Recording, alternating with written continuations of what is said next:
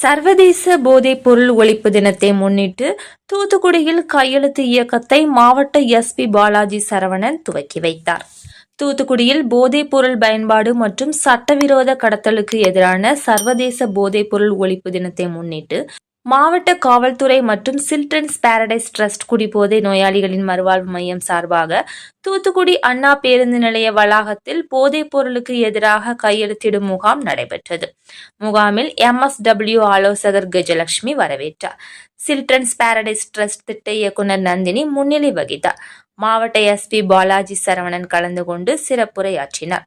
பின்னர் பதாகையில் கையெழுத்திட்டு போதைப் பொருளுக்கு எதிரான விழிப்புணர்வு நிகழ்ச்சியை துவக்கி வைத்தார். தொடர்ந்து தூத்துக்குடி நகர உட்கோட்ட காவல் துணை கண்காணிப்பாளர் பொன்னரசு, தூத்துக்குடி மனநல மருத்துவர் சிவசைலம், மத்திய பாகம் police inspector Alexraj, sub inspector Vasudevan மற்றும் ஆட்டோ ஓட்டுநர்கள், பொதுமக்கள் பலர் கையெழுத்திட்டனர். சில்ட்ரன்ஸ் பாரடைஸ் டிரஸ்ட் ஆலோசகர் சுபலட்சுமி நன்றி கூறினார். சர்வதேச போதைப்பொருள் துஷ்பிரயோகம் மற்றும் கடத்தலுக்கு எதிரான தினம் இது. அதனால் இந்த நிகழ்வு என்னன்னா, இந்த போதைப் பொருட்கள் பயன்படுவது இருக்கக்கூடாது, முழுவதும் யாரும் பயன்படுத்தக்கூடாது. அதனால் யாரும் பொதுமக்கள் பாதிக்கப்படக்கூடாது என்பதற்காக இந்த தினம் அனுசரிக்கப்படுகிறது. இதில் எல்லாரும் உறுதிமொழி எடுத்துகிட்டு இருக்காங்க. இப்போ கூட நான் நம்ம இந்த காமராஜ் காலேஜில் போனேன். ஒரு 450 ஸ்டூடெண்ட்ஸ் உறுதிமொழி எடுத்திருக்காங்க. நம்ம அரசனுடைய உறுதிமொழி போதைப் பொருளுக்கு எதிரானது எடுத்திருக்காங்க. ஸோ இப்போ இதில் உங்களுக்கு ஒரே ஒரு விஷயம் தான், போதைப் பொருள்னால என்னென்ன நடக்குது தீமைகள் அப்படிங்கிறத நீங்கள் உணர்ந்துக்கணும்.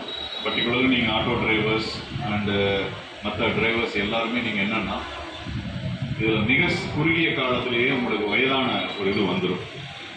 20-25 வயசில் இருக்கிறவன் போதைப் பொருள் ரொம்ப அடிமையாக இருந்தான்னா அவன் ஒரு 2-3 வருஷத்துக்கு அப்புறமே பார்த்தா 50-60 வயசுக்கு ஆயிடும். அவனுடைய உள்ளுறுப்புகளெல்லாம் அப்படியே என்ன சொல்கிறது, எல்லாம் உருக்குலைஞ்சு அப்புறம் அடுத்தடுத்து முக்கால்வாசி நேரம் ஹாஸ்பிட்டலில் தான் இருப்பான். 35-40 வயசுக்குள்ளேயே ஆயுளுடைய தன்மை போயிடும். நிறையா ஈவன் ஆண்மையற்றவர்களாகவும் ஆயிடுவாங்க. ஸோ இப்படி இருக்கிற சூழ்நிலையில் இந்த மாதிரியான போதைப் பொருட்களை நம்ம மாவட்டத்தில் முற்றிலும் இல்லாமல் ஆக்கணும் அப்படிங்கிற அடிப்படையில் தான் விழிப்புணர்வு ஏற்படுத்திட்டு இருக்கோம். இங்கே மட்டும் இல்லை, தூத்துக்குடி மாவட்ட முழுக்க இன்னைக்கு எல்லா இடங்களிலும், எல்லா சப்டிவிஷன்ஸ்லையும், எல்லா ஸ்டேஷன் லிமிட்லையுமே விழிப்புணர்வு நிகழ்ச்சிகள் நடத்தப்பட்டு. ஸோ இந்த மாதிரி தகவல்கள் நம்ம ஏரியாவில் ஏதாவது போதைப்பொருள் புழக்கம் இருந்ததுன்னா உடனடியாக காவல்துறைக்கு நீங்கள் தகவல் சொல்லலாம்.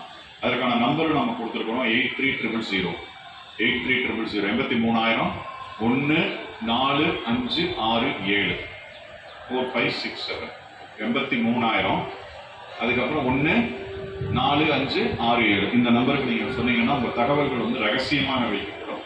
ஆனால் யார் இது பண்ணுறாங்களோ அவங்கள நம்ம பிடிச்சா உள்ள அரசு இந்த மாதிரி செய்யக்கூடியவர்களையும் தடுக்கணும். அது பொதுமக்கள் கையில் தான் இருக்குது. காவல்துறை மட்டுமல்ல, நீங்கள் பொதுமக்கள் எல்லாரும் சேர்ந்து செஞ்சோம்னால இதை நம்ம மூலமாக இருக்குது. பல்வேறு வழக்குகள் மூலயமா நிறைய பேருக்கு நம்ம இது வரைக்கும் நம்ம கைது பண்ணி உள்ள அடைச்சிருக்கோம். இதில் ஒன்று தெரிஞ்சுக்கணும், அந்த போதைப் பொருள் கடத்தல் வழக்குலாம் சிக்கினவங்களுக்கு இப்போ தண்டனைலாம் நியூஸில் படிச்சிருக்கீங்களா?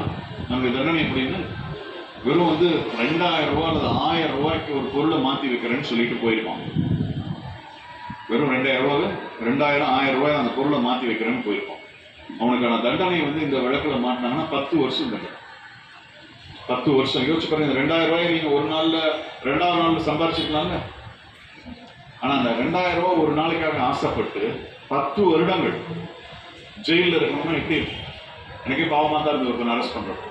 எவ்வளோ அவனுக்கு கொடுத்தாங்கன்னா 2000 ரூபா. ஆனால் கஞ்சாவும் மாற்றி கொடுத்தான் சரக்கு. எவ்வளோ தண்டனை? 10 வருஷம் ஜெயில். நினைச்சுப்பார், 10 வருஷம் வாழ்க்கையே மாறிடும். நம்மளுக்கு அரை மணி நேரம் நின்று இப்போ பேசுகிறப்போ, நான் இப்போ ஒரு 10 நிமிஷம் பேசாமல் நான் ஒரு 5 மணி நேரம் பேசினா நிற்பீங்களா எல்லாரும்? இல்லை, 5 மணி நேரம் ஒரு இடத்துல நிற்கிறப்போ, ஒரு இடத்துல உட்காரக்கே கஷ்டமாக இருக்கிறப்போ 10 வருஷம் நீ ஜெயிலில் ஒரு 4 ரூபாய்க்குள்ள இருக்கணும்னா எவ்வளோ கஷ்டம் தேவையாது.